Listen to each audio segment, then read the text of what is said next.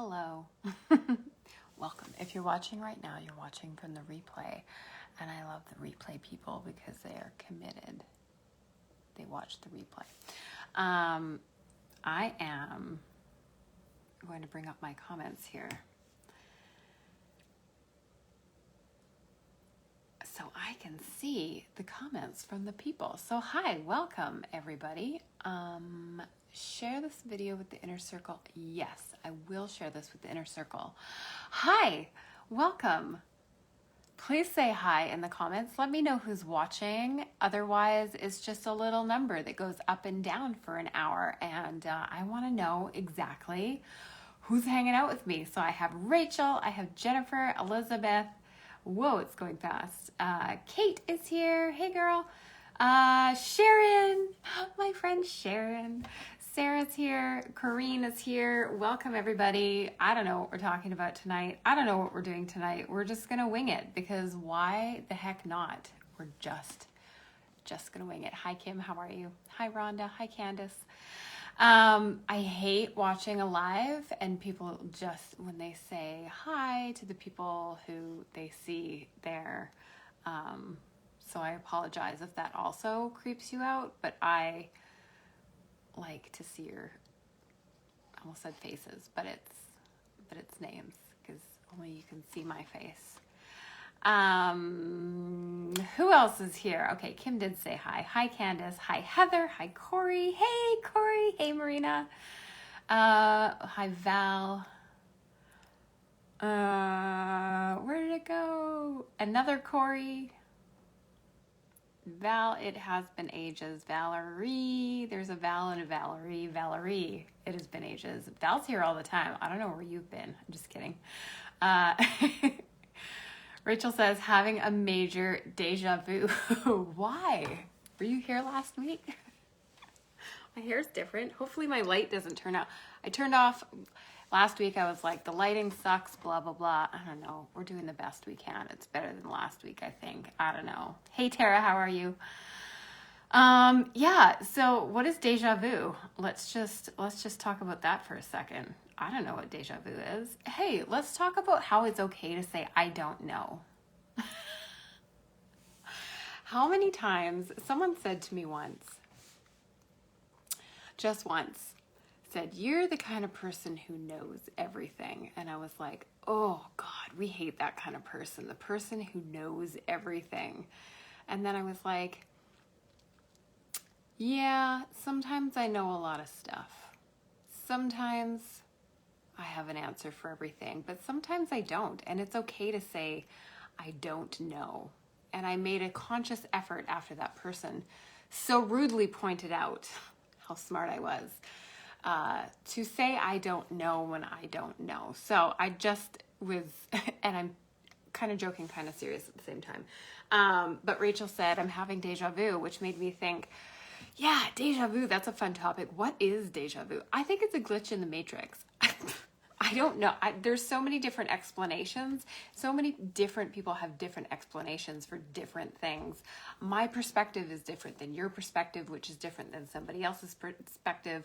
And there are as many perspectives as limitations that we want to let go of. Does that make sense? I hope so.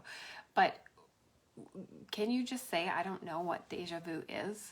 I read in a few different books. I've heard from a few different people that it's different things, and the only thing that ever really stuck with me is that it's a glitch in the matrix. So that's what resonated with me. So that's my answer. It wasn't a question. She wasn't asking what deja vu is, but I feel like it's a glitch in the matrix. And also to give it some meaning, just from my perspective, it would be, you're on the right track. You are meant to be in this moment. If you're experiencing deja vu, you're on the right track, and you're in this now moment exactly where you're supposed to be. So I'm glad that I could not answer a question for you and just riff for a second on deja vu. Rachel says, I came in late last week, just one of those natural deja vu moments. I have no idea how it works.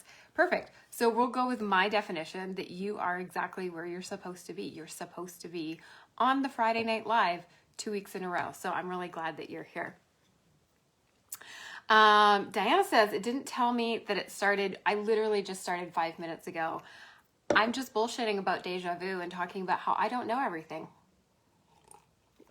I do not know everything. Sometimes I think I do. Sometimes when I don't have the answers, my guides do. But that's okay. So what do we know? What do we know? What I know for sure right now is that I have a really like sick, nervous feeling in my stomach that's been here all day. I know that my anxiety is a little bit heightened today and was last night. I know that I had some stuck emotions last night. I know that I tried to watch a movie to make myself cry because I felt like I needed to move something. And I thought, maybe I'll just watch a sad movie and it'll make me cry and I'll feel better. And I ended up watching Palmer with Justin Timberlake because if you know me, you know he's my boyfriend. We've been together like 20 years. He just doesn't know it. He did tell me he loved me once though at a concert. He pointed at me and mouthed, "I love you." So that's something. But I didn't love it. I felt zero emotion. There were some really emotional parts in the movie. And that's when I knew that I was like numbing out of my emotions because there was like a kid crying and I should have been like really sensitive and I know it's the kind of movie that would have made me cry, but there was just, there was nothing. So I went to bed and I felt heavy and I felt like anxiety and I felt like icky in my tummy.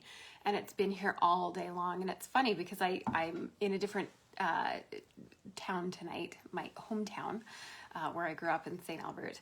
And I went into a pizza store and I just got this like, oof, this big like woof of anxiety. And I was like, this is so interesting to me. Because I think it's interesting to pay attention to what our bodies are saying. Be in your body in the moment. What is going on inside of my body right now? And I got this big like, bleh, this the only word is woof, and I'm just making that shit up. This big woof of anxiety. And I thought, what is that? And I thought, yeah, me and a horrible ex-boyfriend used to eat pizza at this place. And I just like, it was like this stuck sludge in my body just moved. And then I started thinking about him and how horrible he was and how like 20 something years later, I still can walk into a place and feel gross just at the memory of his presence. But it's interesting when we actually tap into, the point is, it's interesting when we tap into our bodies instead of just running around. I could have just said, oh, I'm having anxiety. I wonder what's going on, or, start worrying about this or that or whatever it is. Taking the moment to just tap into your body, tap into that feeling in my stomach, in the pit of my stomach, and go, what is this that I'm feeling right now? Where is this anxiety feeling coming from?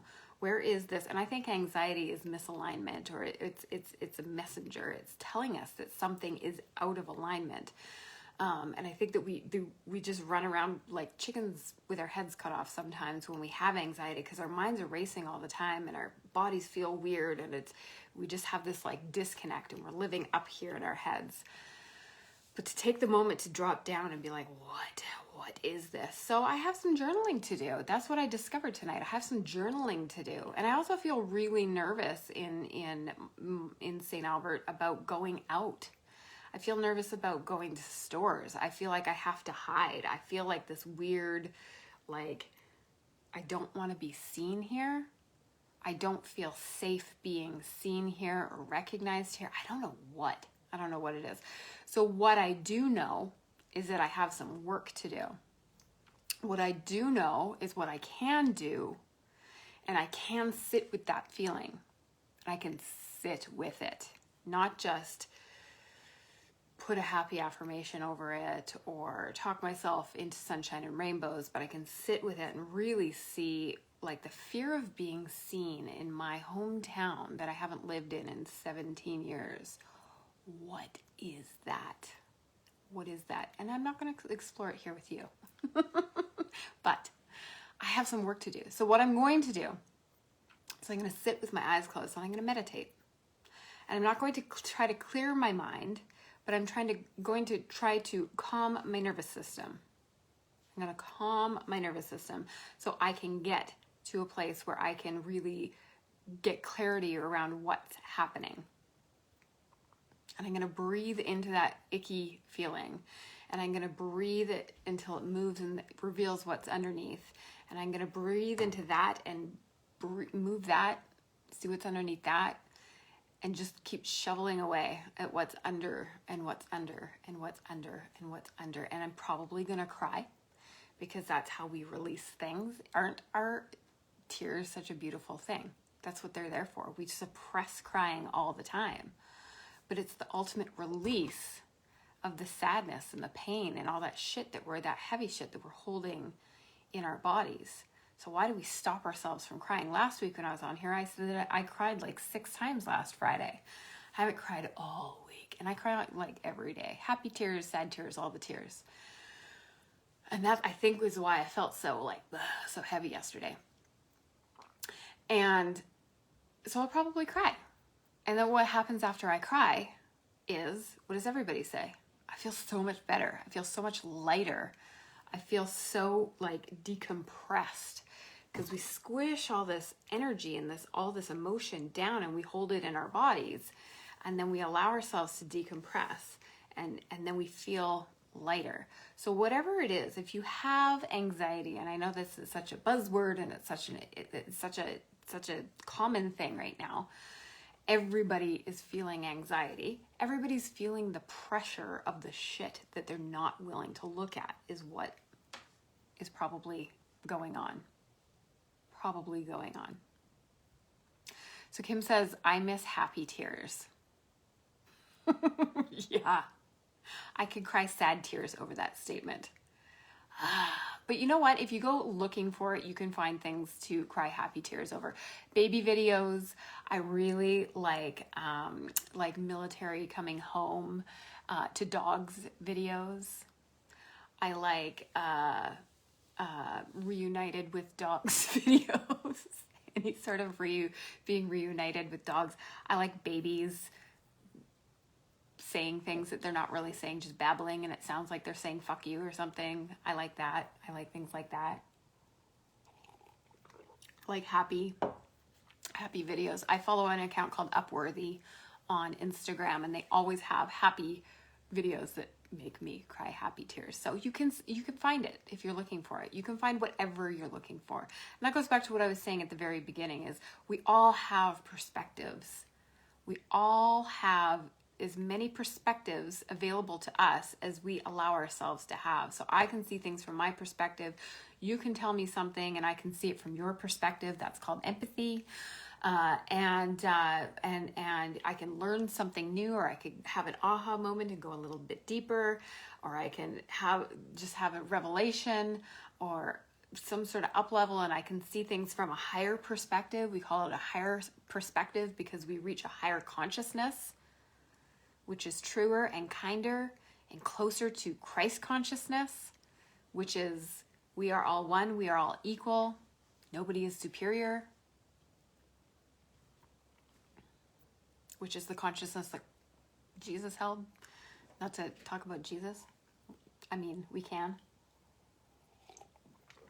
I'm not talking about the church. I'm talking about him as an ascended master. Ooh, that's such a trigger for me.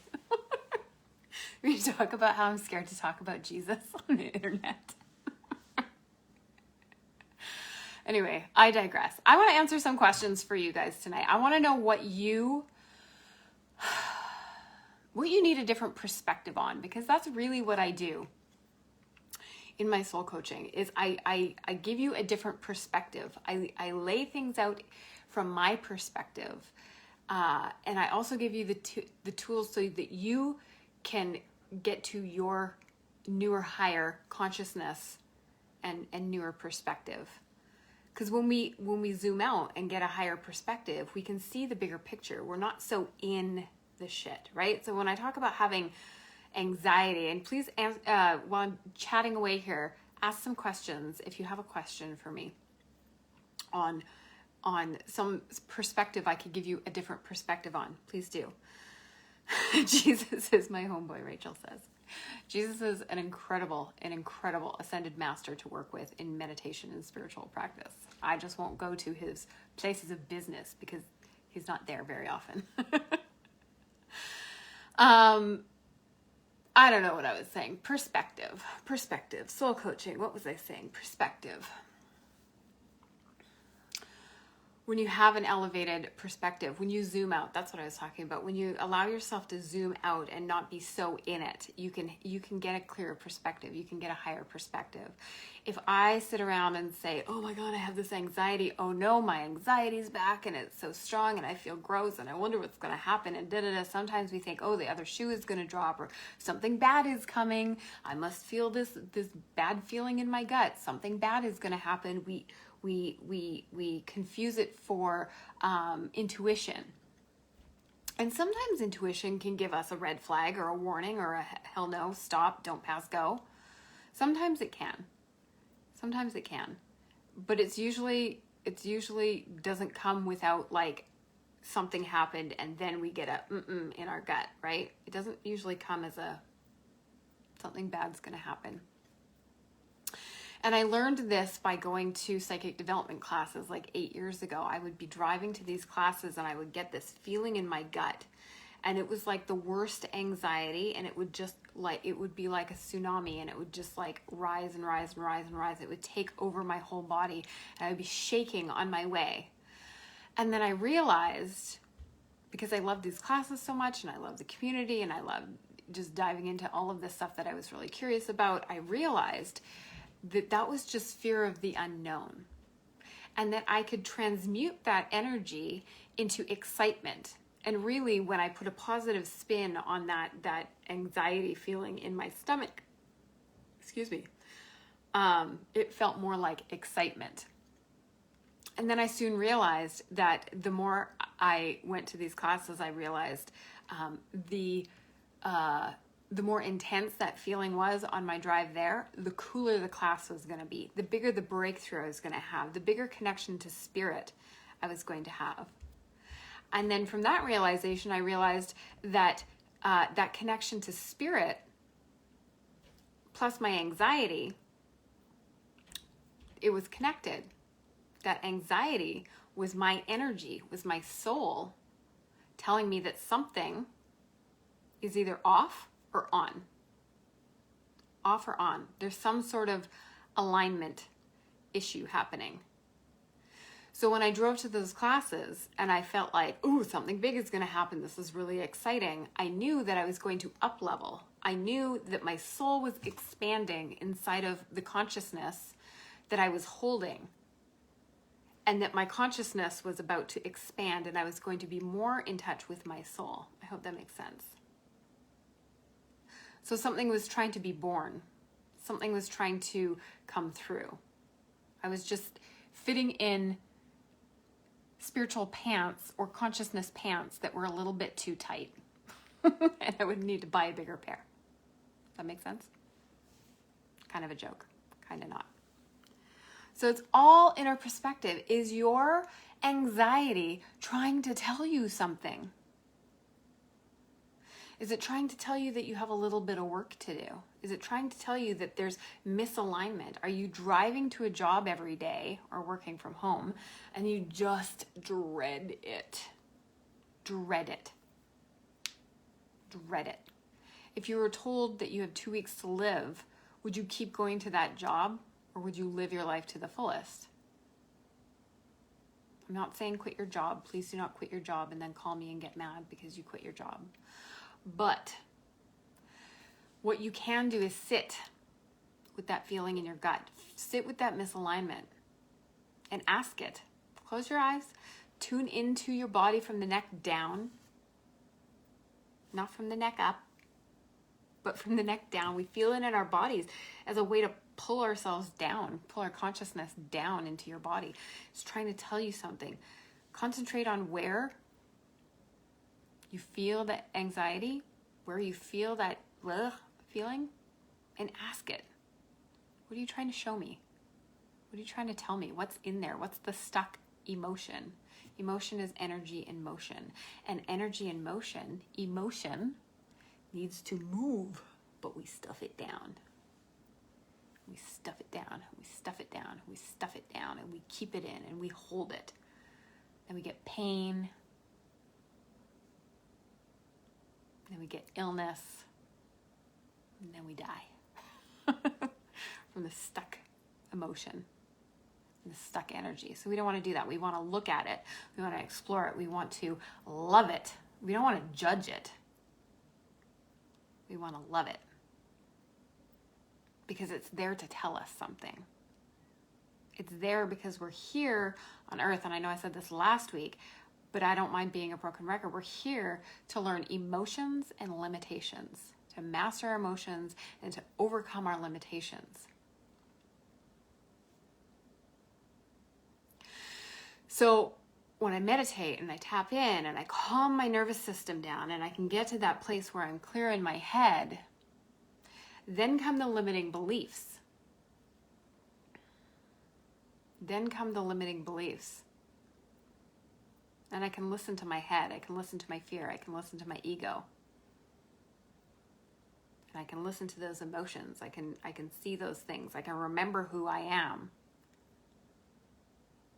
I can let them go. And I can build my confidence up, which is knowing who you are. And then I'm capable of healing. I'm capable of transformation. I'm capable of getting on a Facebook Live, even though I feel like I have massive anxiety.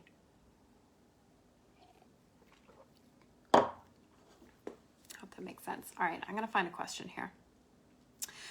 So Paige says, any advice on where to start with meditation? Yes, sit on your bum and close your eyes and breathe. That is it. And I know it's hard. I was literally thinking about this afternoon. It was like I'm having deja vu if you've been here since the beginning of this video. It's like I knew that someone was going to ask that. Meditation is hard because it's a new habit that you have not formed yet. So we say, I can't turn my brain off. Well, you don't want to turn your brain off. That is not the goal. Because if you turn your brain off, you're brain dead. And that's not great. Nobody wants to be brain dead. The purpose of meditation is just to observe the inside world, the world inside of you, just to become the observer.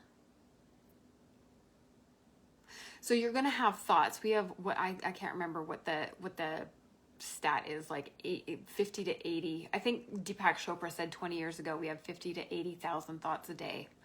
Now we probably have 100 trillion bajillion thoughts a day. If you think of a train of thought, we say, I lost my train of thought, right? So if you think of thoughts as train cars, they never stop and they never will. We always, always, always, always have thoughts running through our heads.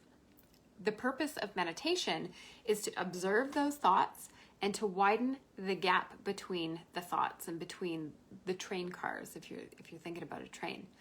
So every day where I live, twice a day, I get stopped at a freaking train. When I drive my kids to school and when I bring my kids home from school, we get stopped at the train.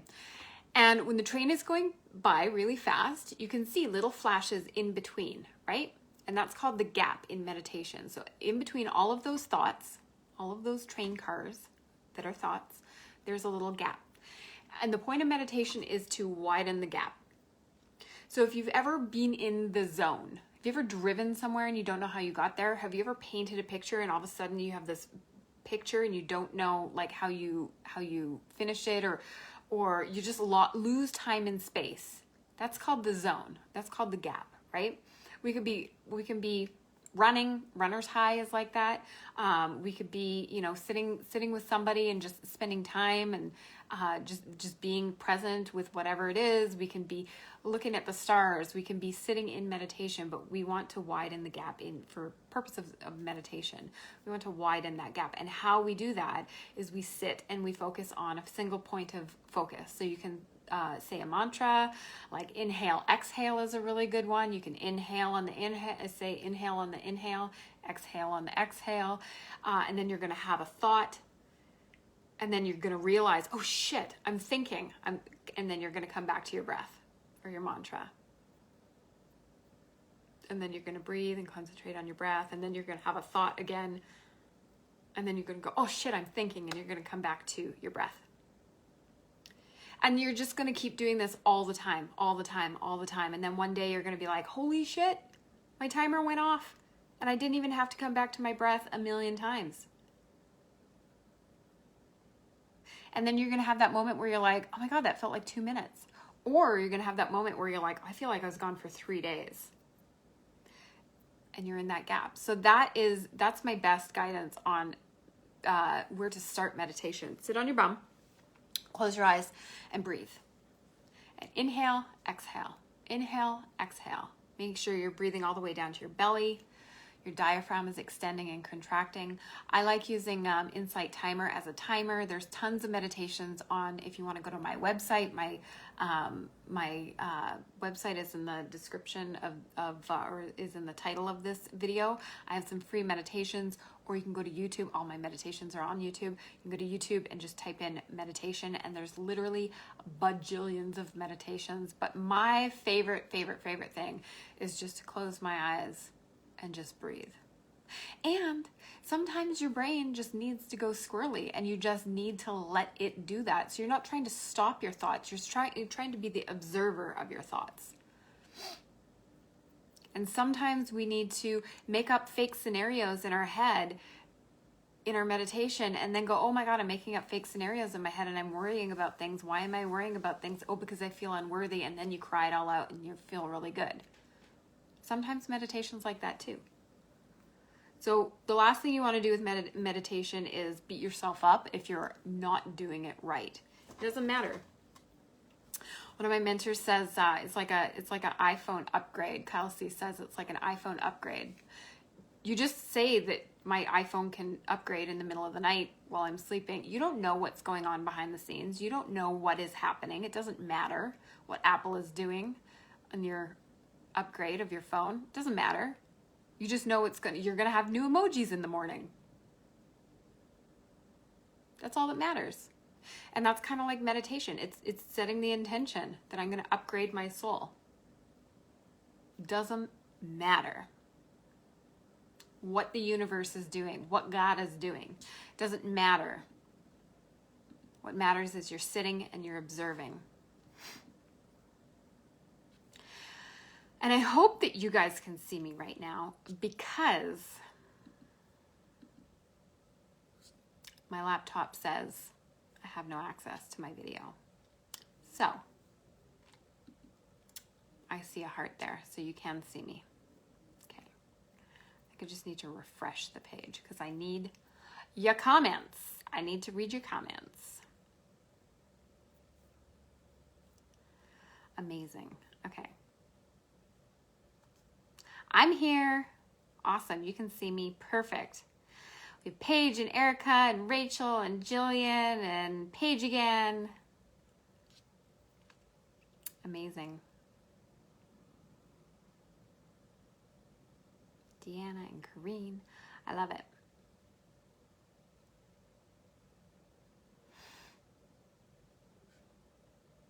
So Vita says, I get warnings. It consumes my body and scares the shit out of me. In those moments, I stop what I'm doing and ask what this is about. Generally, I get an idea. It may not be exact, but it is close. So yeah, so you're just picking up on a misalignment. You're picking up on a misalignment. And so tuning into your body and asking, what is it? That's all you need to do. That's all you need to do.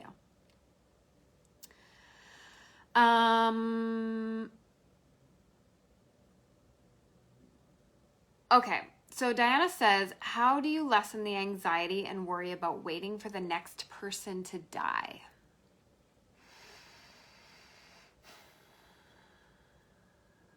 Which is a massive trauma response in your body. Because, and I know Diana has lost a lot of people. For context for people, she's had a lot of loss in a very short amount of time. And that is that stored trauma in your body. And so what I would say is allowing it to be safe in your body, not trying to fix it or heal it or get rid of it, but acknowledging it. Radical acceptance of it, of that loss, of that grief, of that trauma. And I am not a therapist, I'm not a trauma specialist. Disclaimer, but allowing it to be in your body, acknowledging it, sitting with yourself, loving the shit out of yourself, crying it out, doing what you need to do, going to grief counseling, the Trauma and Grief Center, what is it called? The Grief and Trauma Healing Center is an incredible, incredible place. I had a few sessions there after my dad died, and I highly recommend them. They're very spiritual, very knowledgeable, very qualified to talk about that deep grief and trauma. Much more qualified than I am.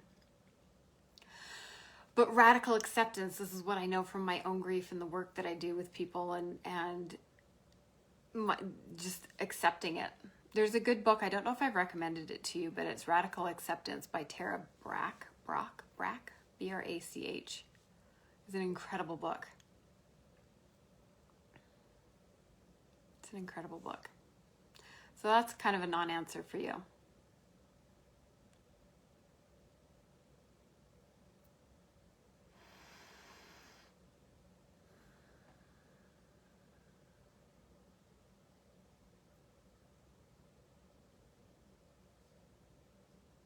So Sarah says, and I don't see the first part of your question, because I think I can't see all the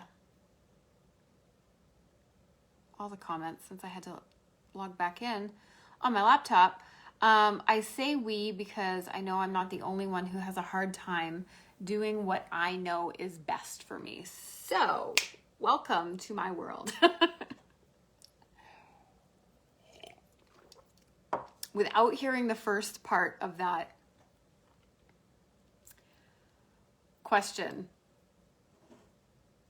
I understand what you're saying, hopefully.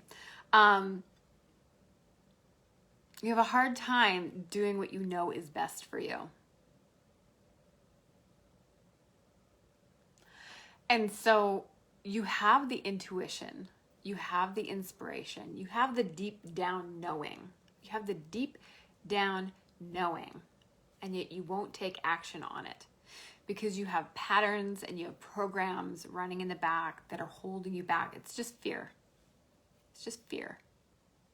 Fear of doing the thing, fear of losing the people, fear of being too big for your britches, fear of being rejected, fear of being alone, fear of being poor, fear of being whatever it is. Whatever it is, but you know the right thing. You know the right thing is to do whatever it is. And if you know what the right thing is and you don't do the right thing and you experience anxiety, that's your answer if you're having anxiety. I don't know if you are or not. But that's what causes the misalignment a lot with anxiety, because deep down we know what's right, but we're not taking action on it. If you find yourself being, and I say this a lot, if you find yourself the kind of person who says, I knew that was going to happen. I knew that was going to happen. I knew, or shoulda, coulda, woulda, I knew I should have done this, or I knew I could have done that better, or I knew I shouldn't have trusted that person, or I knew I shouldn't have bought that new car, or I knew I shouldn't have rented that apartment, or I knew I shouldn't have texted that person again.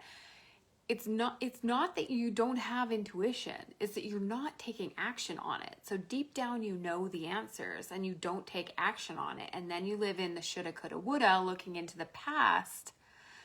And then you have fear of moving forward because you don't trust yourself. If you're not listening to your intuition and you're always making mistakes, there are no mistakes, by the way, only learning opportunities, then you're not going to trust yourself. So if you have a hard time doing what you know is best for you, it's because you don't trust yourself. So what can you do? Trust yourself and take action on what you know is right. and build that trust, right? Build that trust. Build that trust. The only reason that I get clients, let's just bring it into my business. The only reason I get clients is because I show my face. I share messages that are from my heart. I guide people on the internet, on Instagram, sometimes on Facebook. I show up as me. I try to be as authentic as possible. And if you watched last week, I said I'm not really as authentic as I could be because I'm scared of dancing on Instagram. Well, I danced on my Instagram stories yesterday. And so many of you were like, woohoo. But the other way that I get clients is by referrals.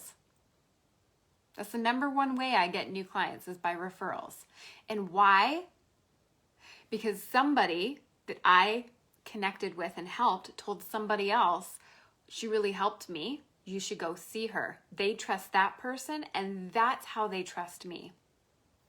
So those are the two ways that people trust me. So how do you trust yourself? How do you trust yourself? Because when I started doing this work, when I started doing intuitive work, I didn't trust myself. I didn't trust spirit, but I kept showing up. I had the mindset that I was supposed to be here. There was something that I needed to trust. That I had a calling in my heart. My intuition said, do this work. You can help people. It makes you feel good. Feed your kids. And I trusted that. And it's scary as hell. But I kept showing up. So you need to trust yourself. You need to trust your gut and not just listen to it, but act on it and trust yourself. And then you'll find that it never leads you astray. Your heart and your intuition will never lead you astray. It may lead you away from things that you thought that you wanted, that you thought that you needed, that you thought were the best for you. But hindsight also proves to us that sometimes leaving things behind and making those hard decisions, especially when we lose people and relationships and stuff, that they're worth it, right? Your soul wants growth. You're here to master your emotions and to overcome your limitations. So if your fear is saying, or if your body and your intuition is saying, I know that this is the right thing, but your fear is saying, no, don't do it. Hold back, stay small. That's that misalignment. And you're not really fulfilling your purpose of overcoming your limitations. And only you can be accountable to you. That's the hardest part. It's the hardest part. Only you can be accountable to you. You can set goals. You can make a vision board. You can tell all your friends that you're going to do X, Y, Z. But if you don't actually show up and do the thing that your heart is telling you to do, then you're not going to be able to prove to yourself or make yourself proud or get into alignment with your soul. I hope that makes sense. That was a really long ramble.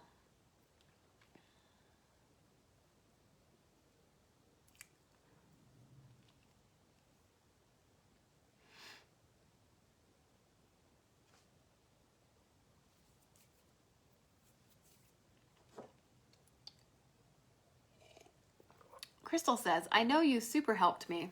One sentence from Kelsey gave me perspective, and that's what I do. I just give you a spiritual perspective, really. Yeah. Deanna says, felt like you were talking directly to me. I am.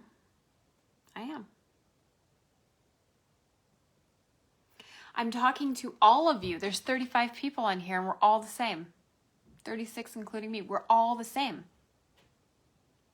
And that's why we connect with people online that are authentic, right? Because we are mirroring people. And how about this? If you see somebody online, if there's another teacher or a healer or anybody that you follow, if there's a celebrity or whatever, and you're like, ugh, I do not get them. Or they say something and it feels off, ugh, blah, blah, doesn't feel good. Discernment is more important than judgment. So where you stop is, that doesn't align.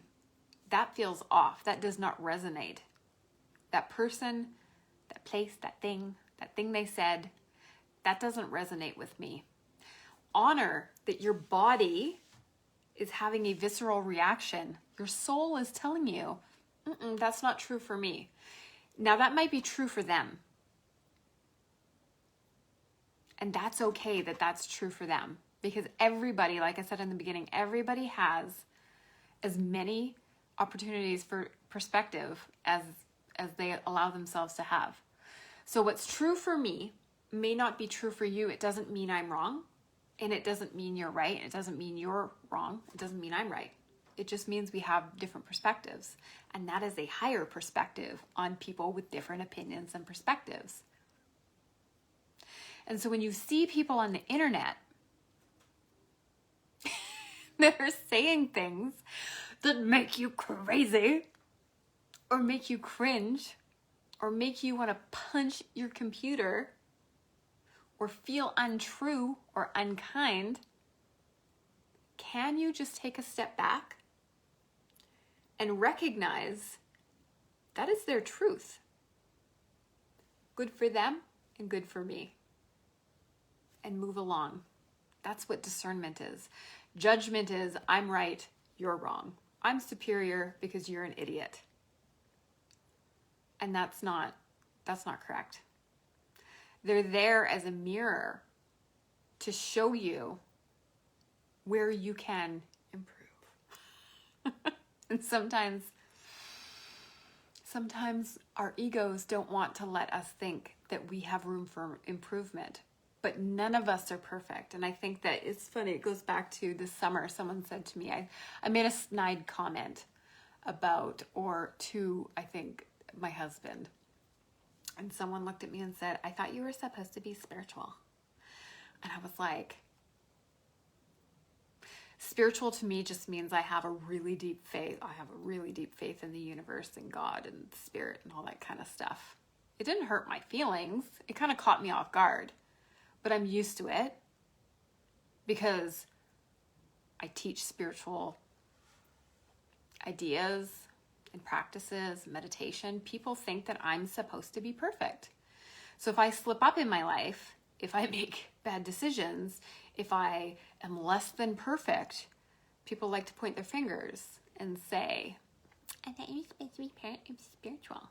Well, so are priests.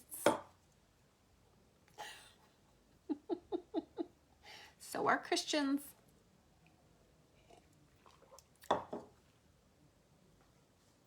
We're just humans. We're here to master our emotions and overcome our limitations. And all I can do when I make a mistake is learn from it, hopefully glean some wisdom, move on, and do better next time. Make better choices next time.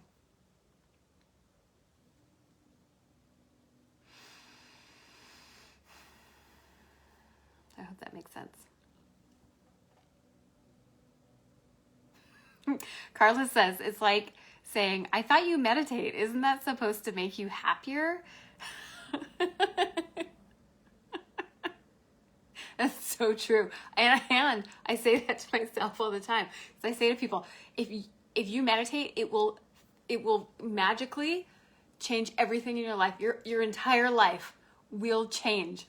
And yet still, here I am, feeling all the shit, going through all the crap, going through massive life changes that I never thought that I would go through, and just being in this deep, dark suffering half the time and being happy as fuck half the time, and feeling like my mood swings are giving me whiplash. That's a Twilight reference if you don't know. And loving every minute of it. That's the point. That's the point of meditation, of loving every minute of it, of knowing that you have the resilience and you have the strength and you have the tools and you have the wherewithal to go through these things and get through these things, instead of being the victim of your circumstance or letting it consume you and drag you down so you can never get out. That's the point. You're not happier if you meditate. you can observe things maybe a little bit clearer. Doesn't make it Edward, hey, Team Edward. It doesn't make you perfect. And it doesn't make you superhuman. So take people off of pedestals. Take people off of pedestals. I should not tell you about the pedestal that I had someone on, one of my teachers. Massive, big golden pedestal. And then I saw behind the curtain that she's just an actual asshole and a real person. And then I judged the shit out of that. And then I read her book on judgment and I worked through it. And now she just doesn't resonate. And she can go and do her thing. And she can teach her stuff. And I send her love. Because I'm going to fall off some pedestals too, and I already have. I already have. Some people really hate me, and that's okay. That's okay. I was a beautiful mirror for them, and I'm happy to be that. Because I've had to let go of the people that I don't even, if you just wrote Team Jacob, get out of my comments. Diana, I'm sorry. Friends off. Get out. Just kidding. I'm kidding. I love you. It doesn't matter. Melanie says, I'm so interested in who you're talking about. Insert any spiritual teacher here. Any of them. Any of them. It could be anybody and it doesn't matter. You should pay me $5,000, I'll tell you. Whoever e-transfers me the most money. I'm kidding. I'll write a book one day. It'll be in there. Or maybe not.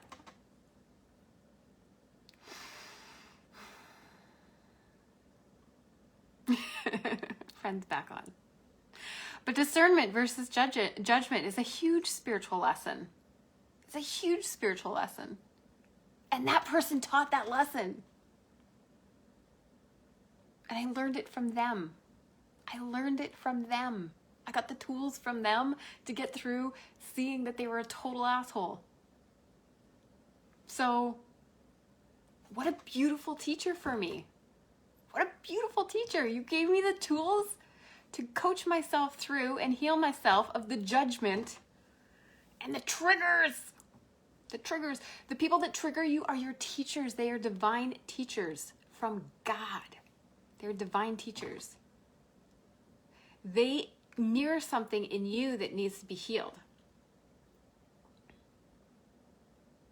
So when you get triggered by that asshole on the internet, when you get triggered by that person in your life, they make me feel unworthy. They make me feel so angry. What's under that anger? Anger is a blanket for a whole bunch of shit. What is that vibration that you're feeling in your body when you get triggered? I saw a post today on Facebook. Excuse me. My husband is my trigger. All of our husbands are triggers. All of them. I saw a post on Facebook today and I had my journal in front of me and I was just scrolling and I saw this post and it just like, ooh, fire in my belly. Rage monster, spiritual teacher who's supposed to be perfect just burst into freaking flames of rage. And then I was like, ooh, what's under that rage? Let's dig in here. Ooh, it was jealousy. It was unworthiness. It was abandonment. It's still in there. It's still in there. Not feeling enough. Not feeling good enough. It's still in there. And I wrote it all down. And I sat and I cried. And I thought I got it all, but it's still there. And this is the process. This is doing the work. This is the process. We're never, ever done. And so going back to authenticity, why we connect to people on the internet, why we connect to teachers, connect to healers, connect to celebrities, connect to whatever, is because we see something in ourselves that resonates with what we see from them. And when we see something that we don't like, and we look at it with discernment, we can walk away. If we look at it with judgment, there's something in there for us to learn. And so anybody who's like, you know, I don't know. I used to be really triggered by people who would post really vulnerable posts on Instagram. And I'd be like, nobody needs to know that. How are you going to get clients if you're not like coming up and saying that you're having a bad day? Like, you're supposed to motivate people. Pfft, what a judgment. And what a beautiful teacher those people were for me. And so now I'm pretty open book. Whatever I'm feeling, I want to put it on the internet because I know not that it's going to connect with somebody and I might get a new client, but I know that whatever I'm feeling right now, someone in that moment when I post, or someone in 2 weeks or 2 months or 2 years or 10 years from now is going to find that post and be like, oh my God, I feel like she's talking to me. And that's the human connection that we need. So I'm not perfect. I still have really bad days. I still have anxiety, and I teach meditation and I teach people how to work through their anxiety. But I do the work, but I still have it. But I still do the work, but I still have it. So I'm not curing it. I'm just helping navigate it for myself and others. And I have coaches, I have healers, I have teachers.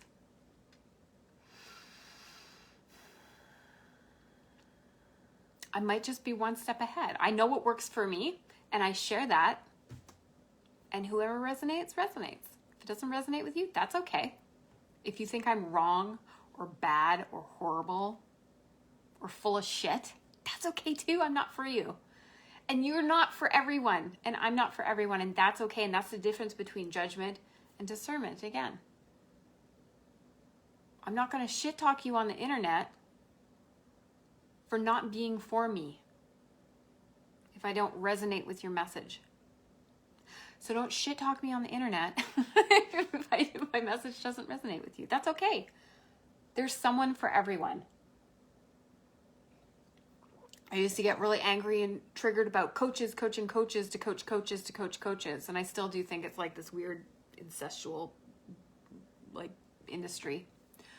But I understand the value of me having a coach so I can do my own work so that I can support the people that I coach. That's the point. And then the people that I coach, they can support the people that they coach if they're coaches. Or they can support their children or themselves or their husbands or their moms or the people in their lives. Them first. That's my first priority. It's to connect you, the most important spirit in the room, your own. But I understand that it's like ancestry. My coaches have walked before me.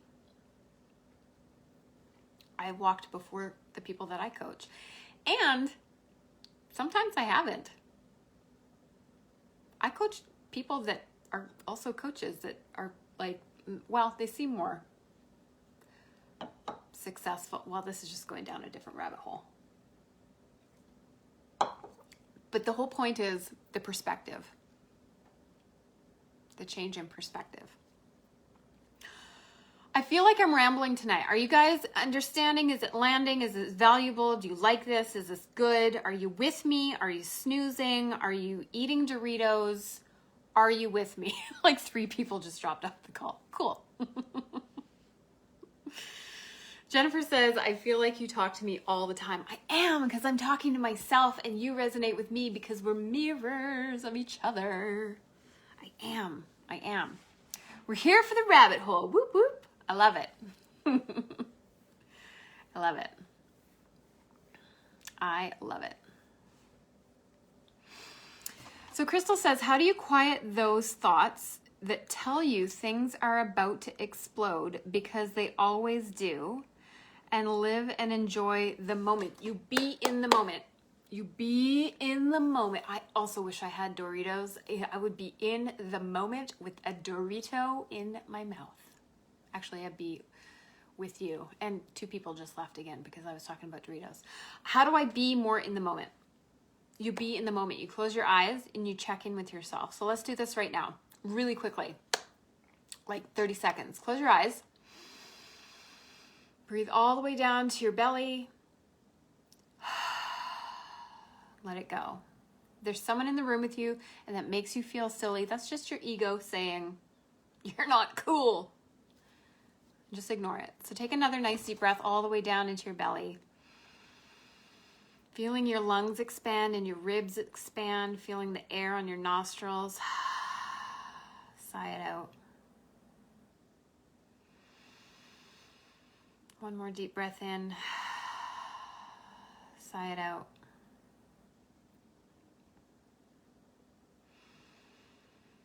One more.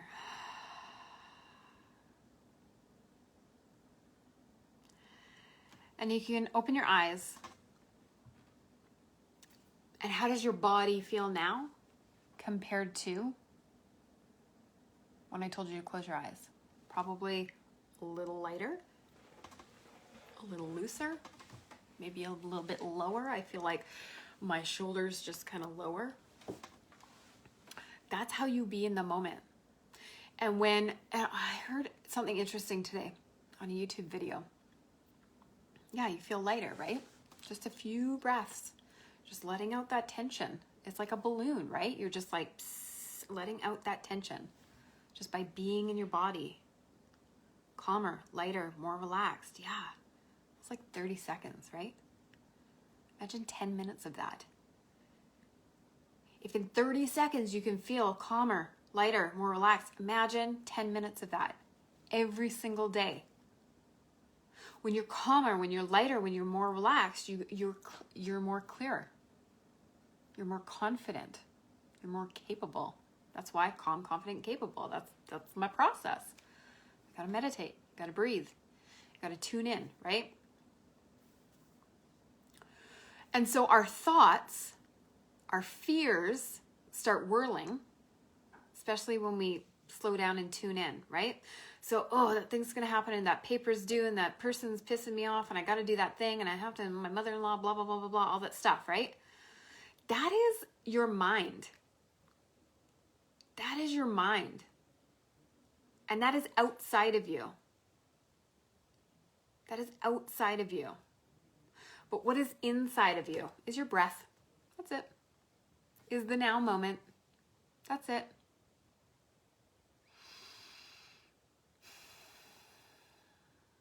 The answers, they're inside. You have to allow yourself to come inside. The now moment is inside. It's not out there in the things and the doing and all that kind of stuff. So I want to go find that question. How do you quiet those thoughts that tell you things are about to explode because they always do? Well, experience tells you that because you've seen it before. And so that's a belief. But can you find a higher belief? Things have exploded in the past, but I can get through them because I'm here in this moment right now. I've gone through all that shit. Can you give yourself some credit? Give yourself some credit. What's that saying? You've gone through every bad day in your life, every bad moment in your life up until now. Fuck yeah! Celebrate. That's amazing. Celebrate. And practice being in the moment. It's like lifting weights, right? You're not going to get a six-pack if you don't do a sit-up. Which is not true because abs are made in the kitchen. I don't know what that means, but I heard it somewhere. I'm kidding. I know what that means. Erica says, at one point do you stop being a mirror for someone? And at what point do you walk away and honor you? In this moment right now, you walk away and honor you. Right now. Right now. Right fucking now. Because you already wish that you had. Probably. You survived 100% of your worst days. Thanks, Diana. Someone told me I sound like a fortune cookie once, and I was like, that was the best compliment that anyone's ever given me. And then I was like, I don't think they meant it as a compliment, but I'll take it. I speak in quotes. Right now, you honor yourself right now by listening to that intuition, by listening to that calling. That is your freaking soul speaking to you. That's no small thing. It's your freaking soul. It's the one thing that came with you into this body and the one thing that will carry on after you cease to exist here on earth in the physical. Your soul is talking to you. Freaking listen to it. Why are you not listening to it? Because you don't trust it, because you're disconnected from it. But you're really not disconnected from it because you can't be disconnected from it. And that's why you keep hearing it. So those whispers will turn into knock on the door, which will turn into a scream in your ear, which will turn into a cosmic 2x4 to the back of the head. So at what point do you want to start listening? Because when you look back in time, you're going to say, shit, I wasted a lot of time on people who didn't give a shit about me. Or I wasted a lot of time being afraid.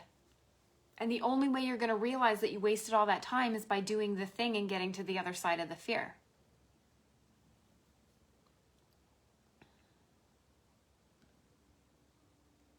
So at what point do you stop being a mirror for someone? And it's not your responsibility to be the mirror for them. You worry about you. You worry about you. How are they being the mirror for me? What are they showing me about myself? And to answer that question, they're showing you it's time to walk away. They're showing you it's time to honor your intuition and your soul and your peace and your heart and your purpose.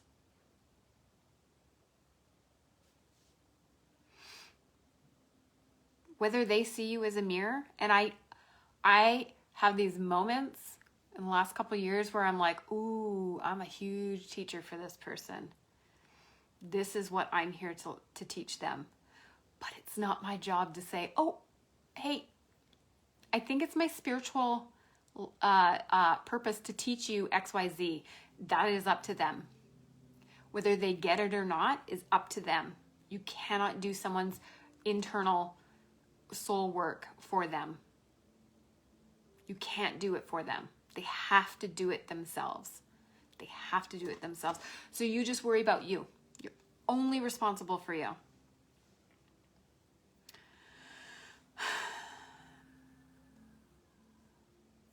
So Candace is eating Doritos. What kind are they? Cool Ranch is my favorite. Sarah says, Kelsey's meditation nagging has encouraged me to set my alarm a bit earlier every morning to develop some consistency. She's not wrong. Star student. Gold star for you. I love it.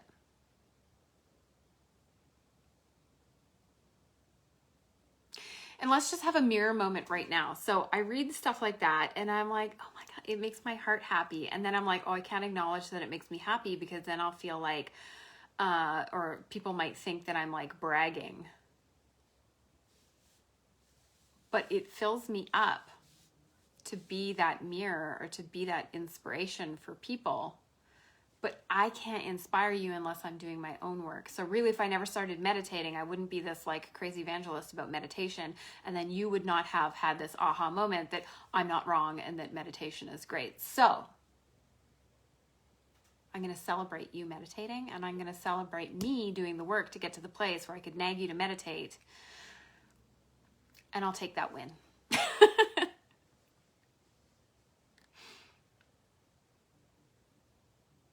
Nicole has a question. Oh. Fortune cookie comment it's a compliment. Someone also told me on Facebook today that I reminded them of Leslie Knope from, oh my God, what is that show? Parks and Rec. She's my favorite character in the history of favorite characters. And when someone was like, you remind me of her, I was like, oh, she's kind of a dork, but she's the eternal optimist. I'll take it. I'll take it. She never gives up, ever, ever. And then my friend was like, yes, that was a compliment.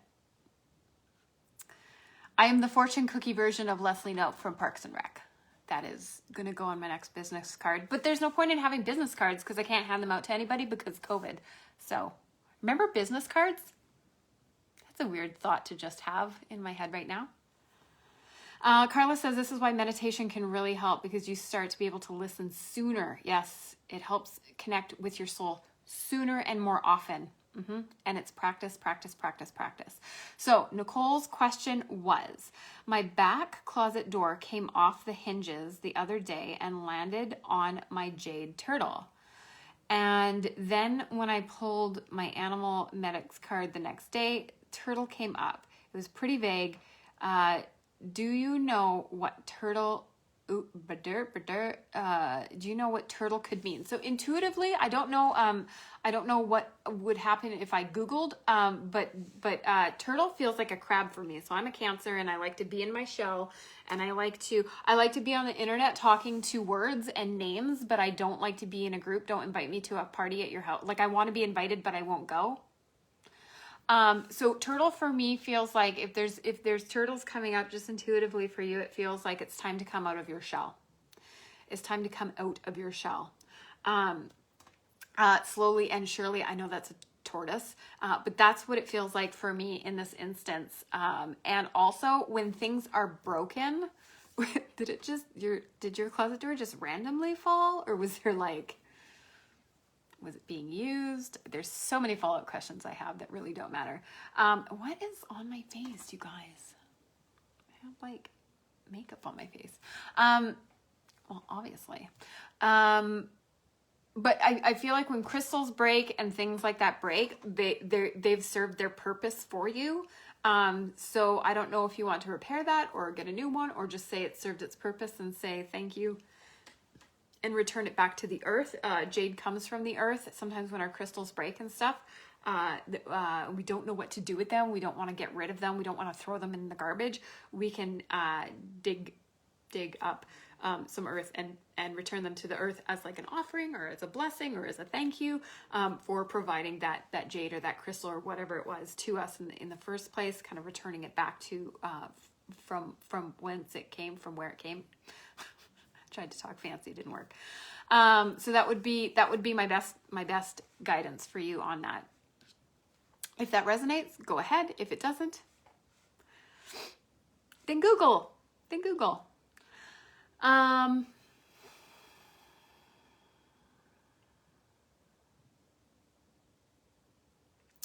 Diana says we have get distracted by other things. Ooh, where'd that go? And forget to pay attention to our soul and our intuition. Yeah, and that's the whole point of self-discipline and accountability and stuff like that. I heard someone say once, if you tell yourself you don't have time to meditate, then do you have time to but you have time to feel like shit. And even I said to someone yesterday, I'm like, they're like, oh, I can't find the time for this, or I don't have time and I don't do this and and I said, sometimes don't means won't, or can't means won't. And it's really about prioritizing, and it's really about like what you want more. Do you want to feel better? Do you want to be more connected and aligned with your soul? Do you want to improve your life? Do you want to improve your intuition? Do you want to be inspired? Do you want to live your best life? Do you want to make more money? Do you want to love people? Do you want to grow? Do you want to let go of the people who are not serving you anymore? Because that's what happens when we grow and expand.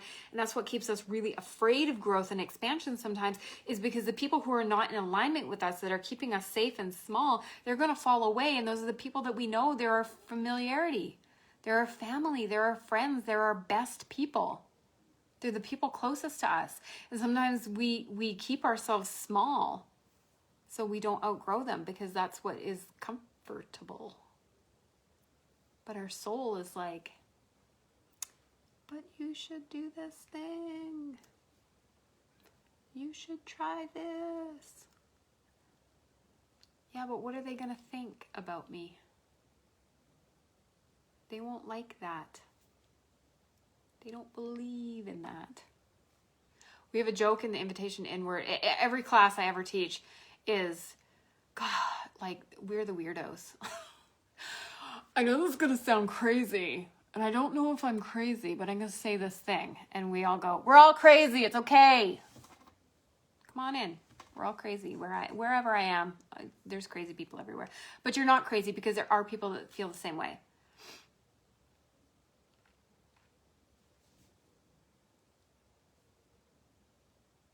So we get distracted by things. We get distracted by our thoughts and our feelings and our fear and all that kind of stuff. But our soul wants us. Our soul wants us to expand. And it's scary.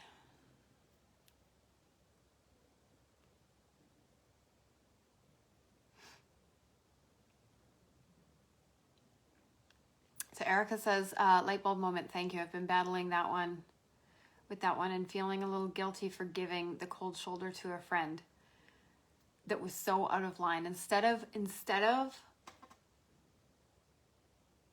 claiming the cold shoulder, can you change that perspective to I set a boundary because I felt like I wasn't being treated the way I deserve to be treated? Does that make sense? Does that resonate? So it feels guilty giving the cold shoulder to someone. And maybe you did give them the cold shoulder. Maybe they need to know that, hey, I'm sorry that I ghosted you, or I'm sorry that I, pulled back a little bit. But this is how I was feeling, and it just didn't feel like the best fit for me. So, I mean, ill will. I wish you the best, but I'm moving on. Do you owe them that? Meh. Debatable. That's up to you.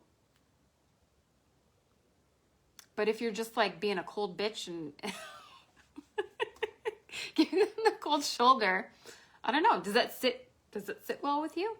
I don't know the context. I don't know the feeling behind it, but I would like to reframe or give you a different perspective on that. That's called setting boundaries. You can't talk to me like that. I won't be treated like that anymore. I keep getting hurt by this, and I can't do it anymore. Ooh. I just set that boundary.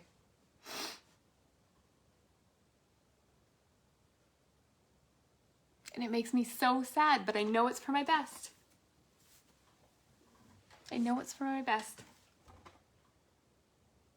For everybody. And I know I'm spiritual and I'm not supposed to get upset about things. I'm supposed to have all the best people around me and not make mistakes. No. I'm in it. I'm in it with you. I'm doing the same shit. I'm just talking about it on the internet. And there's nothing wrong with that, right? Read Brene Brown. I really think that the internet is this divine tool that we can harness to find the people who are like us, instead of being stuck in families and friend groups and relationships and dynamics and workplaces that don't align with us.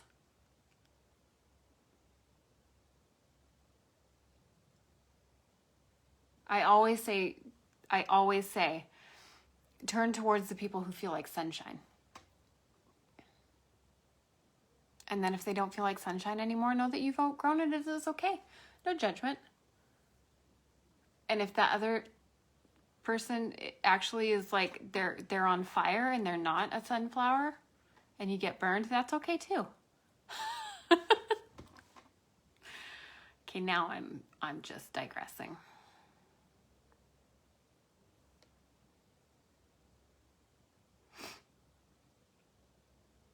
Deanna says, I want to walk away, but at my age, jobs, ooh.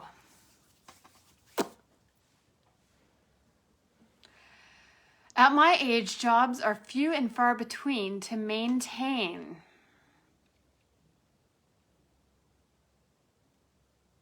What we need financially. Isn't there a way to block it out and do me and my best in what I believe? Yes. Okay. So I want something different than what I have. But limiting belief, keeping me safe and small, at my age, judgment on your age and what you're capable of. Jobs are few and far between. Do you know that? Have you tried? Have you gone looking for anything else? I'm just asking questions. I'm not judging. I'm just asking questions. So, have you guys heard of Hay House? Hay House. Louise Hay started Hay House. She was 66 years old or something like that. Maybe she was 60 years old.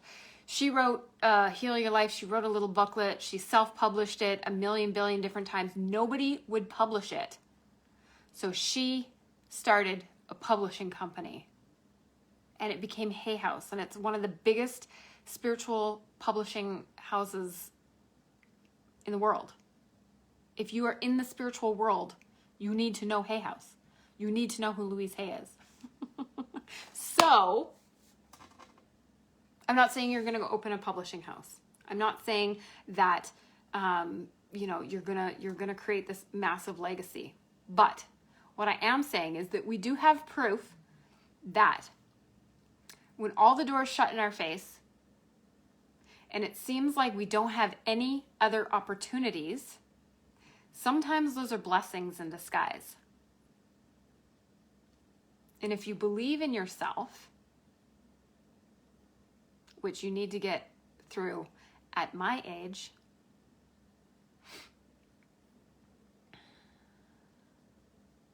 there are opportunities for you. All it takes is belief. All it takes is understanding that these things that we say in our heads are limiting beliefs. So I want to walk away. I feel this calling in my heart and my soul that I'm out of alignment with where I am. That's your first clue. That's the inspiration. Add the action. What is the action? Look for a new job. I feel like, and my ego and my fear tells me that I'm too old to go out and find something else. And if I did find something else, it probably wouldn't be there because jobs are few and far in between that are going to help me financially or keep me afloat financially or keep me in the lifestyle that I am in right now, whatever it is. But I know that there's a bigger power out there. I know that the universe has my back. I know that really amazing things can happen when I believe that they can. Maybe you didn't know that, but spoiler alert.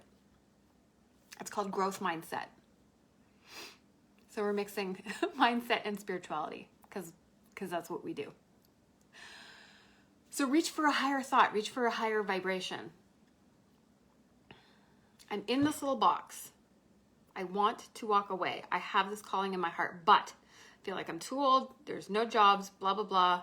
Excuses, excuses, excuses. Yeah, buts, yeah, buts, yeah, buts. Those all come from your ego. That's your fear mind. It's trying to keep you small and safe in where you are. But you have this calling in your heart. So the feeling in your heart, this calling, this want, this knowing that there's misalignment, that is your soul, and your soul is never wrong. So what I want you to do is book some soul coaching with me. No, like for real. But this is what I do. This is why I get so excited. If you want to I'm kidding, but I'm not.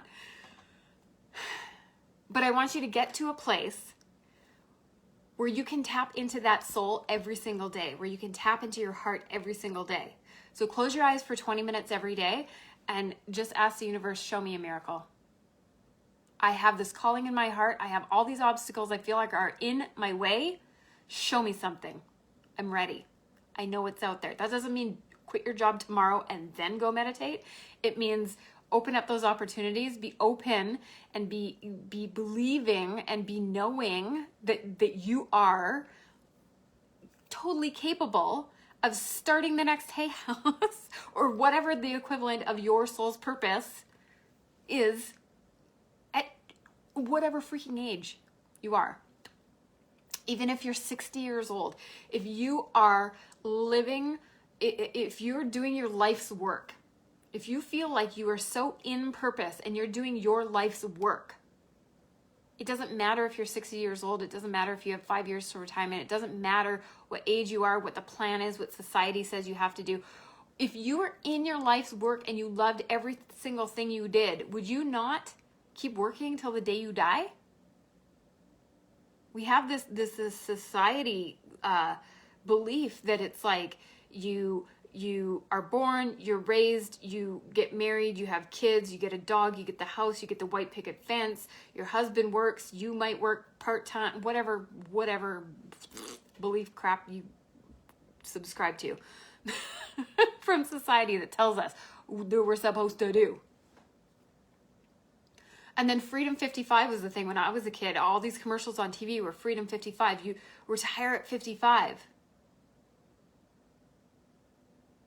And I was like, 55, that's amazing. You work your ass off for like 30 years and then you get the rest of your life to, get cancer and get sick and not be able to travel, and then you die early because you worked your ass off for 30 years instead of finding your true purpose, finding what lights you up, following your passion, making $1 billion in 3 years and just living off that for the rest of your life, or loving what you do so much that you could do it till the day you die.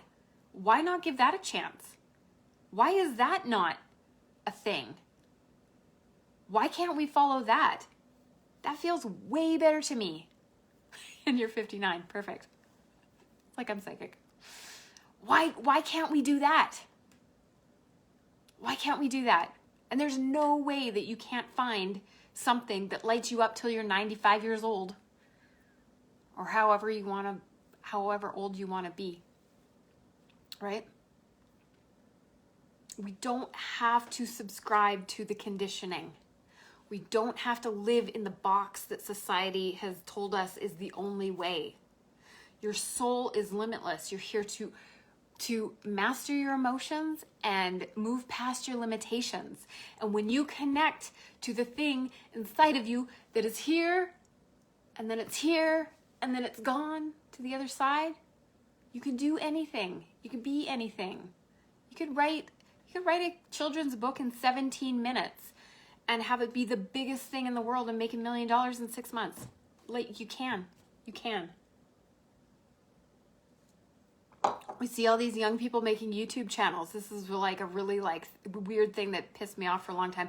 Children with millions of subscribers on YouTube unboxing children's toys.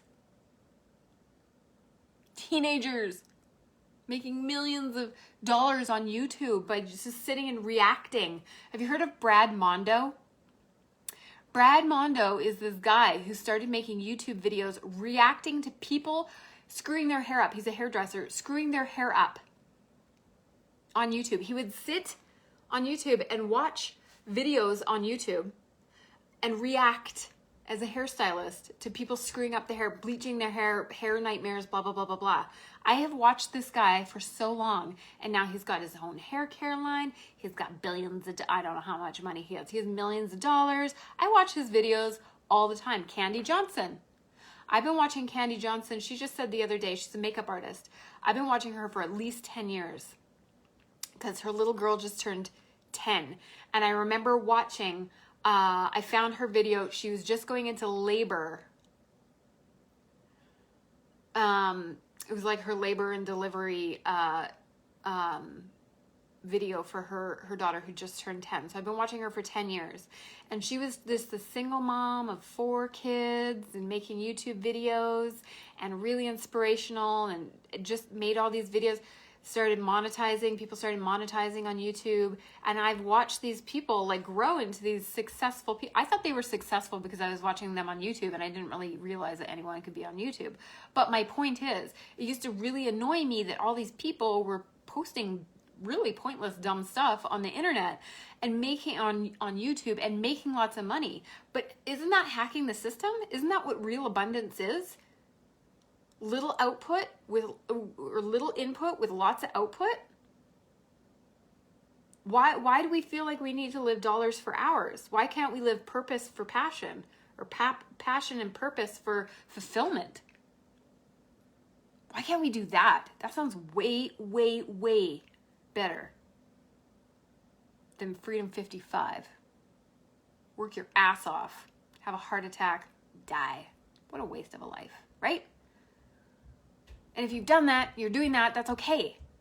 But this is a different perspective. There's a higher perspective, right? So last week I was all hopped up because, oh no, I wasn't even all hopped up. This past weekend I did a meditation retreat. Last weekend. So I came on here on Friday, Saturday, and Sunday. I did an online meditation retreat. I was a participant. And in one of the long meditations, I just had this epiphany. I'm allowed to thrive. Phew. Blew my mind. I'm allowed to thrive. I'm allowed to thrive. I deserve to thrive. I deserve to thrive. And it was like every cell in my body was touched by this idea. And it just was like fireworks going off in my soul. I'm allowed to thrive. And then I thought, well, what is thriving? Define thriving.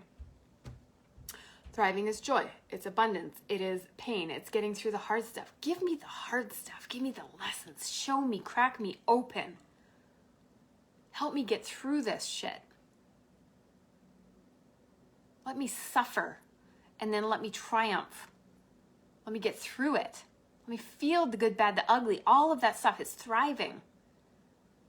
And the love and the expansion and the connection and the people and the hugging. I want to hug people. All of it. All of it. Thrive is like this big, juicy, like pulsating sack of everything of life. That sounded gross. I'm sorry. But it's just full, and it's juicy, and it's amazing, and it's incredible. And when I just had that thought, I'm allowed to thrive, not just survive, not just get by, not just squeak by with $5 extra at the end of the month or negative $17 in my checking account. No, I'm allowed to thrive. I'm allowed to want more. I'm allowed to ask for more from this life than I've been told that I can have. I am allowed. It doesn't make me greedy. It doesn't make me bad. It makes me human, and that's what we're here for. We're here to master our emotions and overcome our limitations. And I was just surviving my entire life until I realized I'm allowed to thrive. I'm allowed to thrive.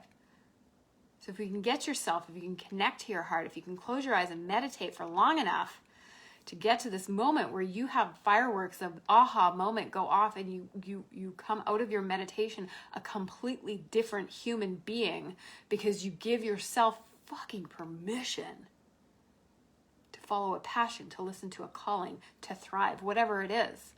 Why would you not close your eyes and breathe? Why would you not do that?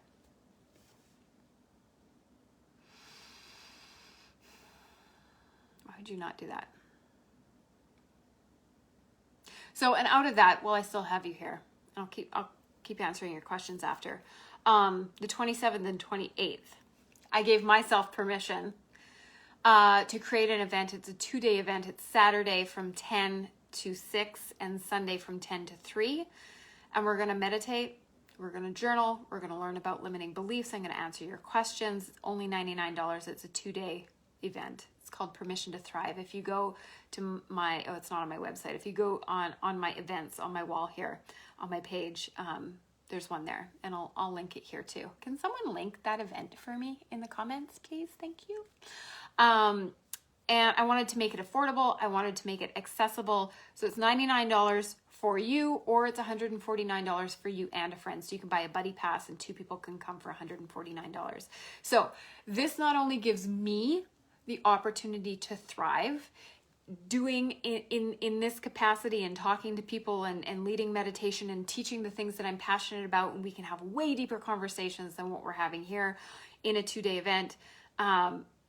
It gives me the chance to thrive because I'm in my passion. I'm doing what I'm doing, and it gives you the chance to connect with yourself, and not only to yourself, with other like-minded people. So, permission to thrive. I hope you come. Okay, there's my pitch. And it's going to be amazing. It's going to be amazing. I'm working on all the content for it tomorrow, and I cannot freaking wait. I cannot wait.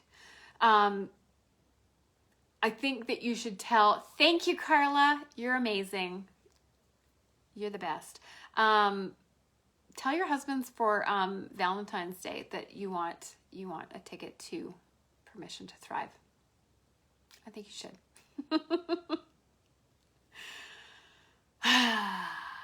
So Jennifer says boundaries can be hard sometimes, but they're so needed. Sometimes even with family members, especially with family members,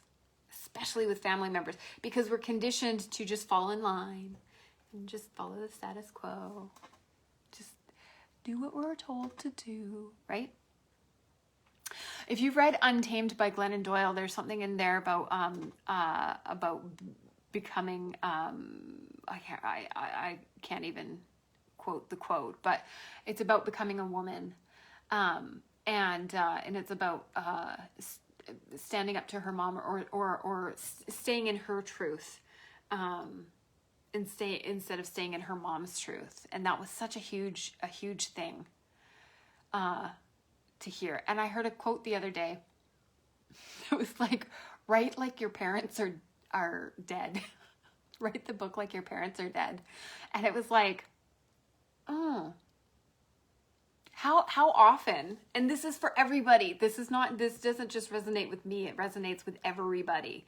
If your parents didn't see what you're doing, what would you do? What would you do? How much of that programming at 40 years old, at 50 years old, at 60 years old, at 70 years old, how much of that parental programming do we have of you should do this, you shouldn't do that, blah, blah, blah, blah, blah?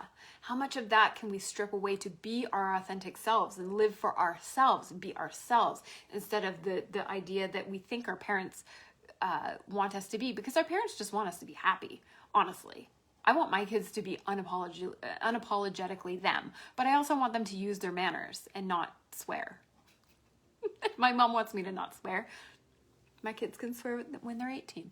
When they're 18, I'll tell them they can swear when they're 21. But what would we do with our lives? How free could we be if we just lived without that programming, without that parental programming, right? And we all have it. All of us, every single one of us. Even our parents have that. Even our parents became people based on what they thought that their parents wanted from them. We all do it. And we raise our kids based on our parenting, our parents' parenting, all of it. Have you ever heard your parents' voice come out of your mouth? Or their words come out of your mouth and you're like, Mom, I swear I'd never say that. Well, first of all, you understand their perspective. And second of all, were they correct? And is that actually how you want to raise your kids? Because you have the choice. You're a grown-up.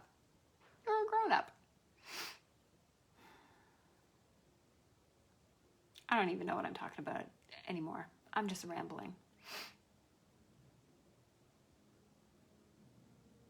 Erica said, I heard every word, Kelsey. I had you in the shower on my speaker with me. I have never been in the shower with one of you before, so that I'm honored. Thank you so much for that. Laura is reading Untamed. Really resonates with some of the stuff you're talking about. Yep, that book is a game changer. Such a game changer. I even bought a copy for my mom. I listened to it on audio. I bought a copy for myself and a copy for my mom.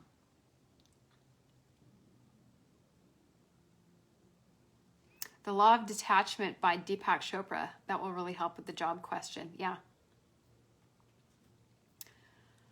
Love it. Okay. Erica said, whomever just sent that message about employment, feel free to DM me. I never come here to solicit business, but I feel like I can help you. Okay, cool. Show yourself from the Frozen soundtrack. It's playing in your head. I love it. Oh. What is my phone saying to me?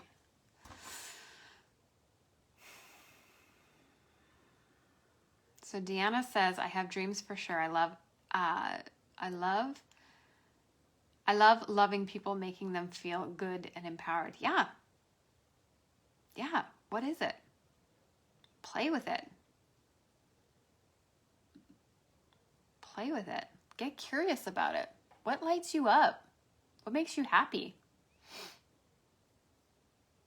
I avoided coaching for so long because I was like, who am I to be a coach? Coaches coaching coaches, blah, blah, blah, blah, blah. And then I heard a quote because I speak and I listen in fortune cookie. That's the language I speak. It said the thing that you resist most is the thing that you need to do. And I was like, oh, okay. Okay, so Diana says expectations and pressure from parents is so tough, but it's that feeling, it's that very feeling when you realize that you need to do your own vision or version. Yeah, totally. They're just the conduits. They're just the conduits. I read a book by Dr. Shafali about parenting. And by reading that book about parenting, it was all about how we don't own our kids. Like we're just the conduits to bring these children onto the earth. We don't own them. They are not ours. They are children that we are here to raise and to care for. And then we set them free into the world, hoping that we did a good job, but we have no control and blah, blah, blah. We try to control your kids. And that's something my husband always said to me, control your kids when they're all wild. And I'm like, yeah, it's been 14 years of trying to control my kids. It's not going to happen now. Teach them. And if you're a parent, have you ever had your kid like go to somebody else's house and then the other mom is like, your kid is they have the best manners. And you're like, my kid has no manners. What are you talking about? All we can do is teach them and hope that they're listening and send them out into the world. But we're not here to live by our parents' standards. We're not here to live our parents' dreams. And our kids aren't either. and that's part of the undoing. That's part of the overcoming the limitations, right? Overcoming the limitations. And there's so much stuff that comes along with that. There's so much undoing. And that's really what like becoming and learning and growing is about. It's about undoing all the stuff that we've learned, unlearning it all, stripping it all back. Who am I really? When you take away all this conditioning? Who am I really when you take away all this expectation? Who am I really when I take away all this fear? What is underneath? What can I actually be? Who can I be? How can I move in this world? What am I supposed to do? We have that existential crisis of what am I supposed to be when I grow up again? I just had this 6 months ago and a year ago and blah, blah, blah, blah, blah. You're supposed to just be who you are in the moment. And make a mistake, fall on your knees, skin your knees. Get up again. Get up again. Go again. Go again. Go again. Go again. Go again. Go again. Go again. Make better choices next time. If you do what you did, you get what you got. If you're in the same if you're in the same cycle, if you're getting the same result, you're not trying the right thing. You're not trying anything new. Tune into your heart. Take the leap. Take the chance. Here comes the motivational speech. Jennifer that says, that's the journey I'm on right now. Who am I supposed to be? So you are becoming. You don't have to do anything. You don't have to do anything. You just have to sit and close your eyes and let it come to you. You just have to know and believe that you are worthy, that you are complete, that there is nothing missing. It's just not been revealed yet. It will be. Just have faith. It's coming for you. You just have to pull the curtain back. You just have to close your eyes and pull the curtain back. Allow it to be revealed to you. Become so magnetic with your self-worth and your self-love and your belief that you deserve to thrive and you deserve to shine and you're allowed to thrive and you're allowed to shine, and just shine that shit out to the universe and know that you don't have to have the answers. You don't have to make it happen. You don't have to figure it out. You don't have to figure it out. You don't have to figure it out. You just have to sit with your eyes closed and fucking love yourself. That's all you have to do. That's all you have to do. It will come to you. Call in your guides, call in your ankles.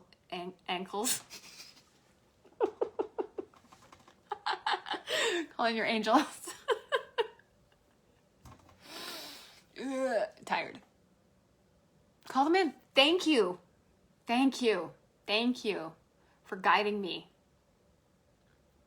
I know I feel lost right now, but I know that you're going to show me the way. I know you are. You always have, and you always will.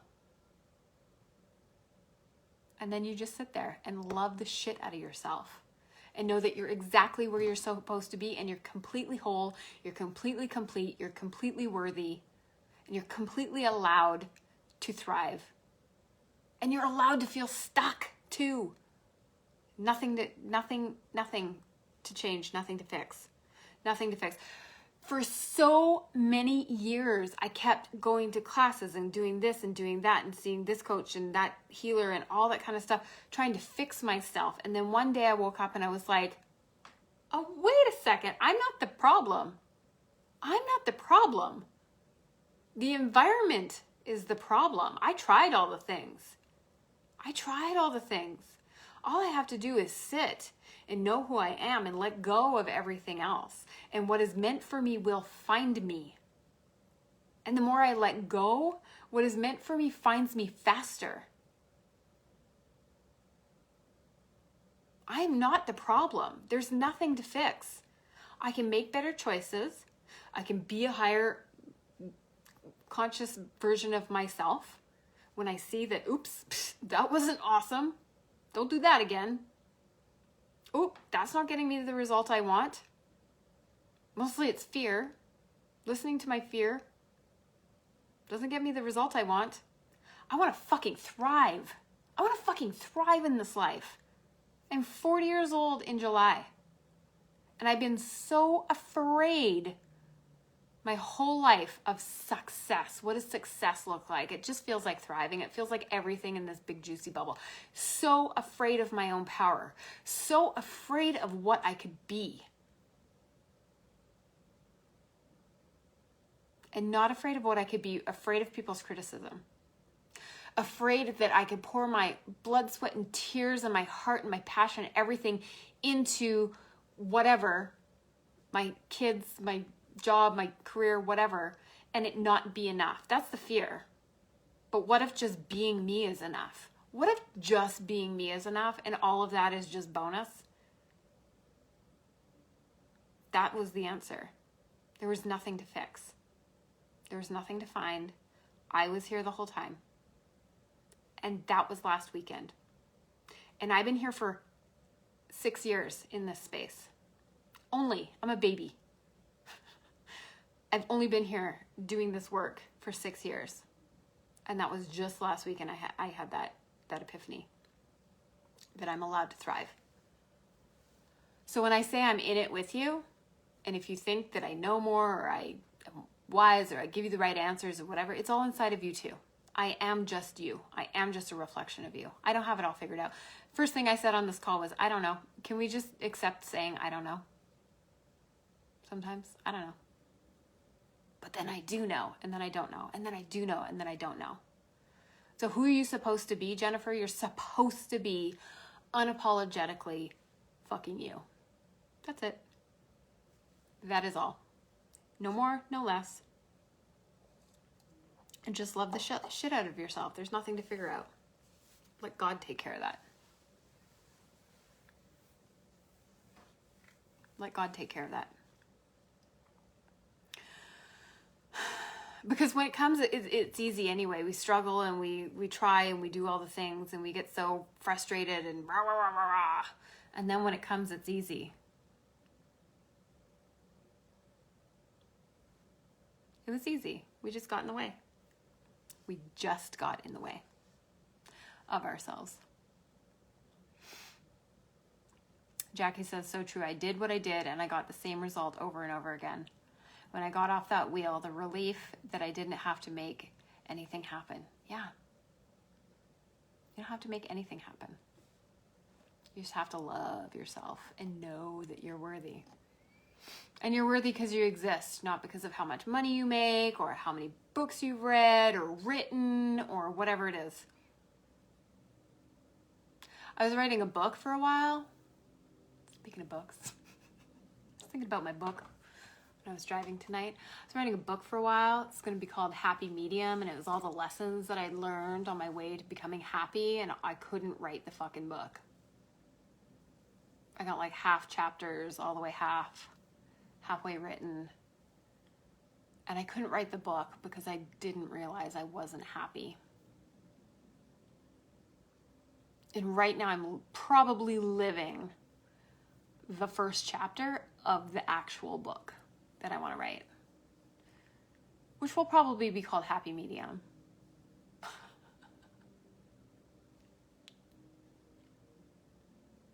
I don't know. I'll let it come to me.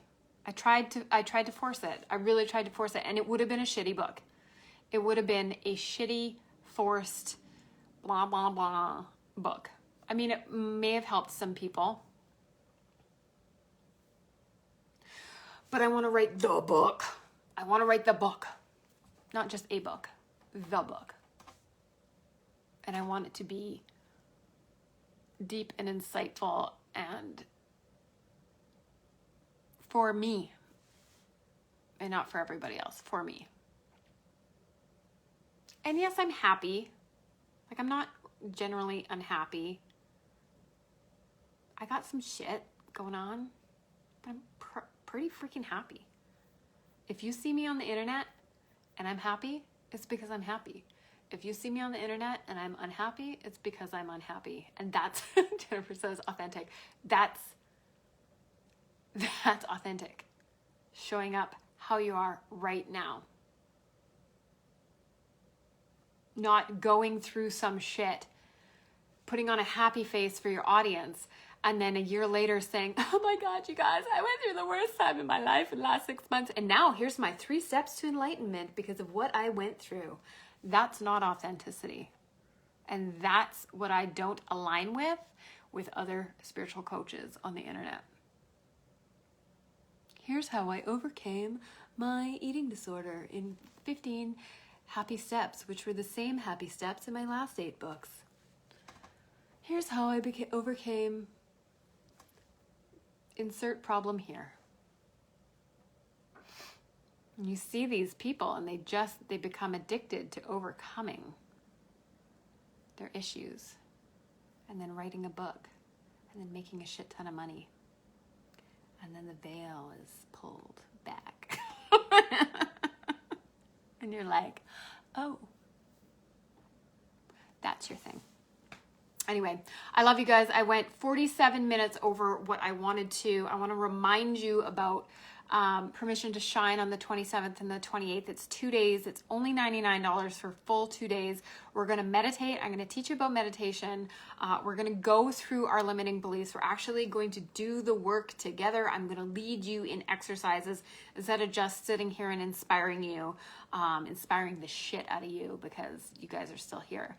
And we're going to create community. We're going to dance. We're going to laugh. We're going to sing. It's going to be so incredibly awesome. I cannot wait. I probably will start on it tonight.